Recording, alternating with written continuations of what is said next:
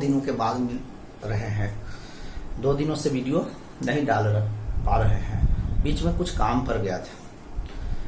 और आप लोगों से रिक्वेस्ट है कि चैनल को सब्सक्राइब करें और वीडियो को लाइक करें, कमेंट करें और शेयर करें।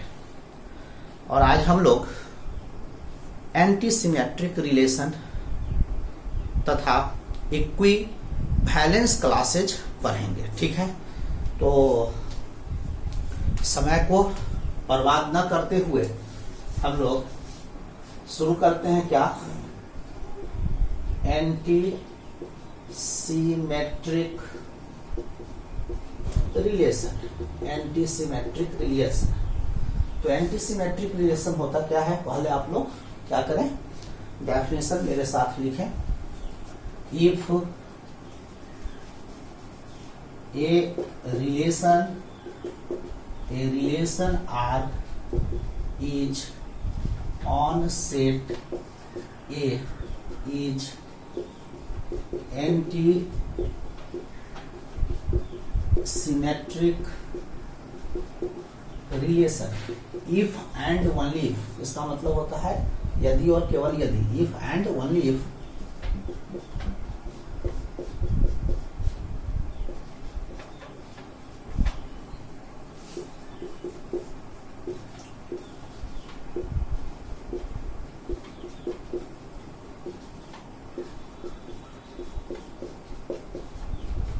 ध्यान से समझोगे।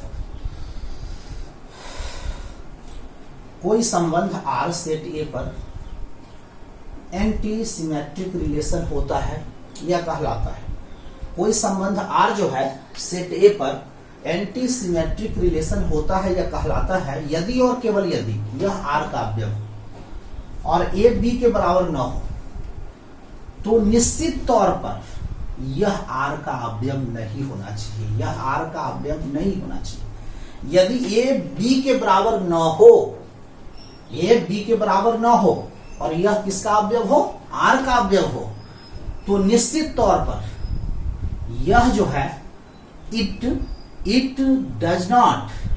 Does not belong to R. यह आर का अवयव न हो, यह आर का अवयव नहीं होना चाहिए। ठीक है, समझ में आया? यदि यह आर का अवयव हो, ठीक है, और ए बी के बराबर न हो, तो यह जो है आर का अवयव नहीं होना चाहिए। एग्जाम्पल के थ्रू हम लोग समझते हैं। लेट ए बराबर मान लिया 1 2 3 4, ठीक है, और R1 इज इक्वल टू 1 2 और 2 1 ले लिया। ठीक है, तो क्या R1 जो है सेट ए पर एंटी सिमेट्रिक रिलेशन होगा? तो नहीं होगा। क्यों नहीं होगा? यहां 1 2 है और 1 2 के बराबर नहीं है, और यहां क्या लिखा हुआ है? 2 1 जो है R1 का अवयव है। तो यह जो है R1 जो है सेट ए पर एंटी सिमेट्रिक रिलेशन नहीं होगा। तो R1 जो है सेट ए पर एंटी सिमेट्रिक रिलेशन नहीं होगा। ठीक है, R2 इज इक्वल टू, यदि हम ले लें 1 1 ले लिया और 1 3 ले लिया, तो क्या R2 जो है सेट ए पर एंटी सिमेट्रिक रिलेशन होगा? तो होगा। यहां 1 3 है, ठीक है, और 1 जो है 3 के बराबर नहीं है, तो इसमें 3 1 जो है R2 का अवयव नहीं, और यहां तो 1 1 क्या है? 1 1 के बराबर है। तो R2 जो होगा सेट ए पर एंटी सिमेट्रिक रिलेशन होगा। क्या होगा? एंटी सिमेट्रिक रिलेशन होगा। ध्यान से देखोगे, यदि 1 जो है 3 के बराबर नहीं है, ठीक है, समझ में आ रहा है?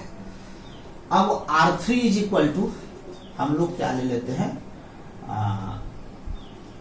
2 2 ले लिया। तो क्या R3 जो है सेट ए पर एंटी सिमेट्रिक रिलेशन होगा? तो होगा। R4 इज इक्वल टू, हम लोग ले लेते हैं 1 1 1 2 2 2 3 3 और 4 4 ले लिया। ठीक है, तो R4 जो है सेट ए पर एंटी सिमेट्रिक रिलेशन होगा? तो होगा।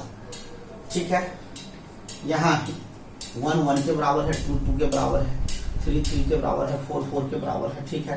तो R4 जो है सेट ए पर एंटी सिमेट्रिक रिलेशन होगा, सिमेट्रिक रिलेशन होगा, ट्रांजिटिव रिलेशन होगा, रिफ्लेक्सिव रिलेशन होगा, ठीक है। और R3 जो है सेट ए पर सिमेट्रिक रिलेशन भी होगा और एंटी सिमेट्रिक रिलेशन भी होगा। समझ में आ रहा है। और R5 इज इक्वल टू हम लोग क्या ले लेते हैं, ए क्रॉस ए। तो क्या होगा, R ए क्रॉस ए है, तो ए क्रॉस ए में 1 3 जो है ना, 1 3 1, 3 जो है ए क्रॉस ए का अवयव होता है, 3, 1 भी ए क्रॉस ए का अवयव होता है, ठीक है। तो क्या यह जो है R5 जो है सेट ए पर एंटी सिमेट्रिक रिलेशन होगा, तो नहीं होगा, ठीक है। और यह जो है आपका लास्ट एग्जाम्पल आप देखें, 5 ले लिया, यह स्पेशल है, ठीक है, ध्यान से देखोगे तो इसमें एक भी अवयव नहीं है। क्या एक भी अवयव है, ये तो खाली है। एक भी ऑर्डर्ड पेयर है तो नहीं है। तो यह जो है सेट ए पर एंटी सिमेट्रिक रिलेशन होगा। तो एंटी सिमेट्रिक रिलेशन आपने समझा कि एंटी सिमेट्रिक रिलेशन होता क्या है। तो संबंध R जो है सेट ए पर एंटी सिमेट्रिक रिलेशन होता है यदि और केवल यदि यह R का अवयव हो। जहां ए बी के बराबर न हो तो निश्चित तौर पर यह जो है R का अवयव नहीं होना चाहिए, ठीक है। और इतना एग्जाम्पल दे दिया। तो एंटी सिमेट्रिक रिलेशन आपने समझा कि एंटी सिमेट्रिक रिलेशन होता क्या है, ठीक है। अब हम लोग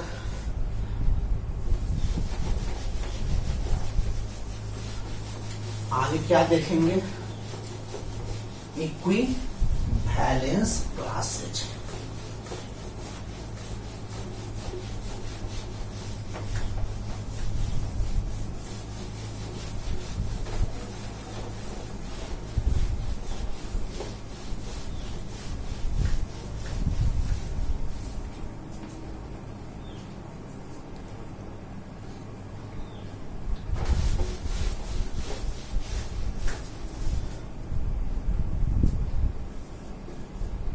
इक्विवेलेंस क्लासेज, ध्यान से देखोगे, ठीक है। पहले हम लोग क्या करते हैं, इसका डेफिनेशन लिख लेते हैं, फिर समझेंगे। तो if R is an equivalence relation on a set A and A is any arbitrary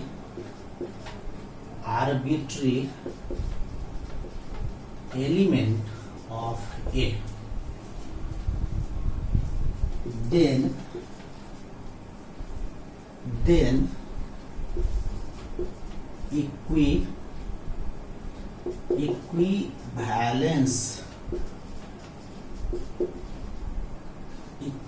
equivalence class of A is denoted by and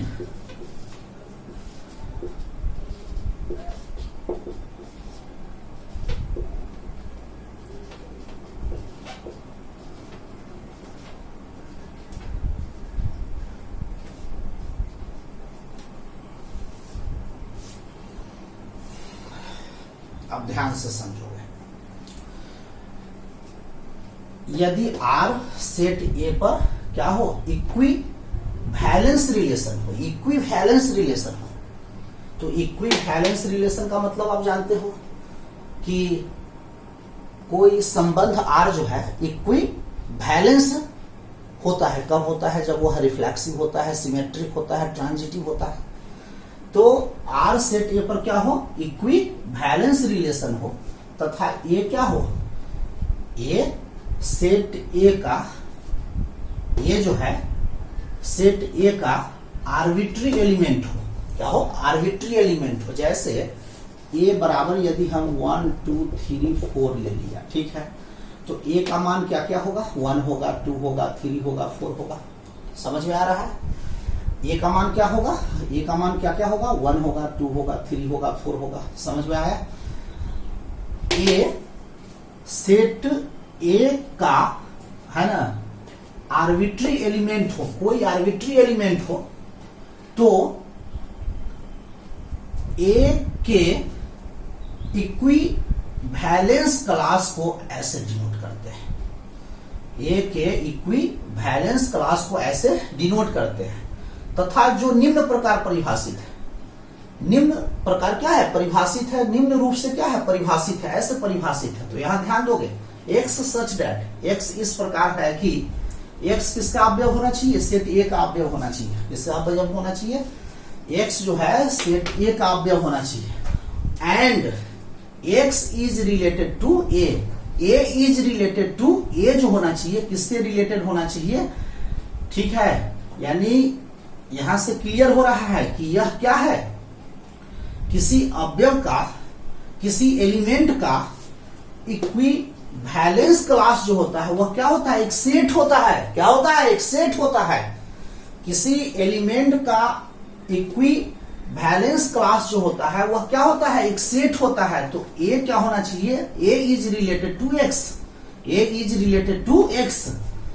तो फिर से एक बार समझो, यदि ए क्या हो, यदि ए सेट ए पर क्या हो, इक्वी वैलेंस रिलेशन हो, और ए स्मॉल ए सॉरी आर जो हो, यदि आर जो हो सेट ए पर क्या हो, इक्वी वैलेंस रिलेशन हो, और ए क्या हो, सेट ए का कोई आर्बिट्री एलिमेंट हो, तो ए के इक्वी, ए क्या है, अवयव है, ए के इक्वी वैलेंस क्लास को ऐसे डिनोट करते हैं, और जो निम्न प्रकार परिभाषित है, जो निम्न प्रकार परिभाषित है। अब डेफिनेशन के थ्रू और समझ में आएगा। जैसे हम लोग यहाँ if A is equal to हम लोग क्या ले लेते हैं, 1 2 3 4 5 4 1 2 3 4 ही लिया, ठीक है।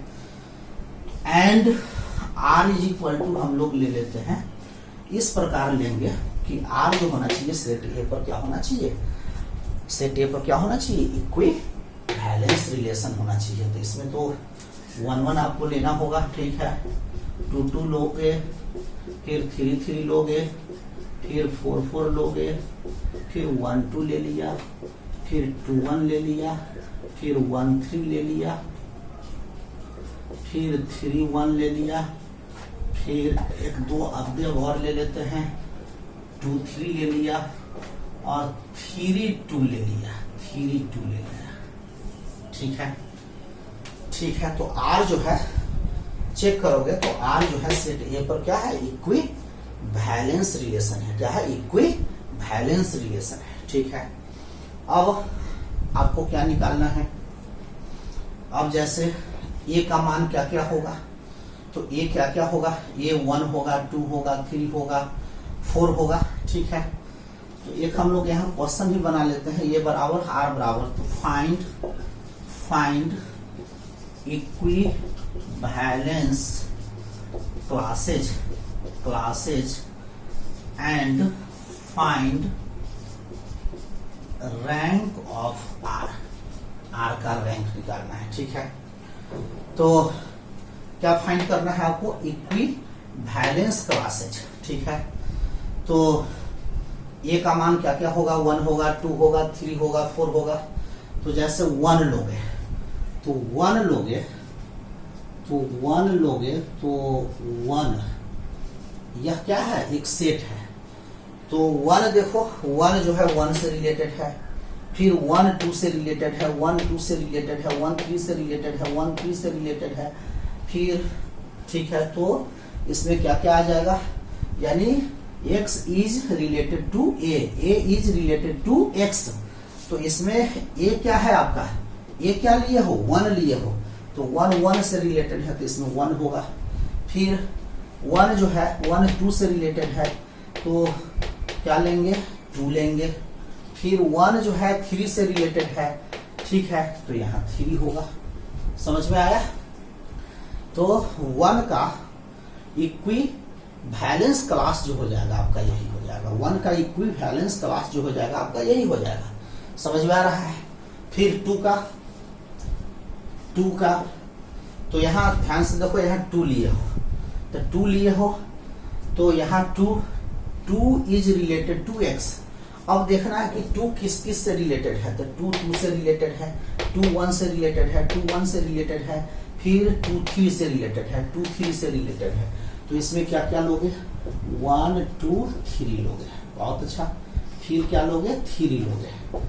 तो यहाँ 3 लिए हो तो यहाँ 3 होगा। तो जहाँ x जो है, x किसका अवयव होना चाहिए, सेट ए का। तो यहाँ r का फर्स्ट और सेकेंड कंपोनेंट तो सेट ए का अवयव होगा। r जो है किसका सबसेट है, a क्रॉस ए का सबसेट है। तो फर्स्ट कंपोनेंट और सेकेंड कंपोनेंट जो होगा वह क्या होगा, सेट ए का अवयव होगा। तो यहाँ आप 3 लिए हो तो 3 लिए हो तो 3 किससे रिलेटेड है, 3 से रिलेटेड है, 3 1 से रिलेटेड है, 3 1 से रिलेटेड है, 3 2 से रिलेटेड है, 3 2 से रिलेटेड है।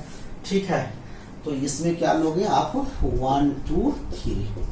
ठीक है, अब यहाँ हम लोग क्या देखते हैं, फिर 4 लेंगे। तो 4 सिर्फ 4 से रिलेटेड है और कोई है नहीं है। तो यहाँ क्या देखते हो, क्लियरली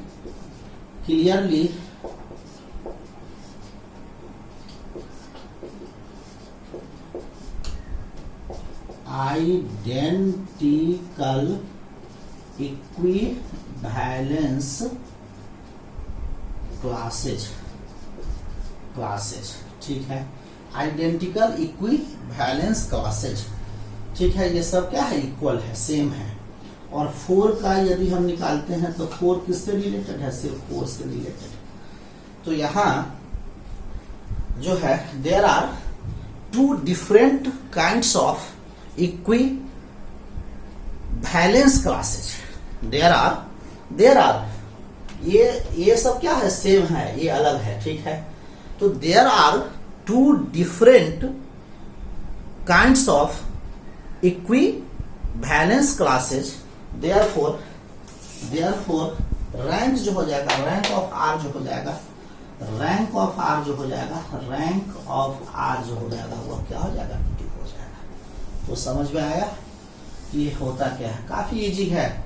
आर क्या है, सेट ए पर क्या है, इक्विवैलेंस रिलेशन है। और ए जो है सेट ए का क्या है, कोई आर्बिट्री एलिमेंट है। ए का मान क्या क्या होगा, 1 2 3 4 होगा। ठीक है, तो अवयव ए के इक्विवैलेंस क्लास को ऐसे डिनोट करते हैं जो निम्न प्रकार परिभाषित है। तो यहाँ पे ध्यान देना है, इसको ध्यान देना है। ठीक है, ये जो है किससे रिलेटेड है, तो जैसे यहाँ ए क्या 1 लिए हो तो देख लेना है इसमें कि 1 किस किस से रिलेटेड है। तो 1 जो है 1 से रिलेटेड है, 2 से रिलेटेड है, 3 से रिलेटेड है, 4 से रिलेटेड नहीं है, इसमें 4 नहीं लिखे हैं। फिर 2 का तो 2 जो है 1 से रिलेटेड है, 2 से रिलेटेड है, 3 से रिलेटेड है, तो इसमें 1 2 3 हो जाएगा। ठीक है, तो किसी अवयव का इक्विवैलेंस क्लास जो होता है वह क्या होता है, एक सेट होता है। तो समझ में आया? ठीक है, अब कुछ क्वेश्चन के ऊपर चर्चा करेंगे अगले वीडियो में। तो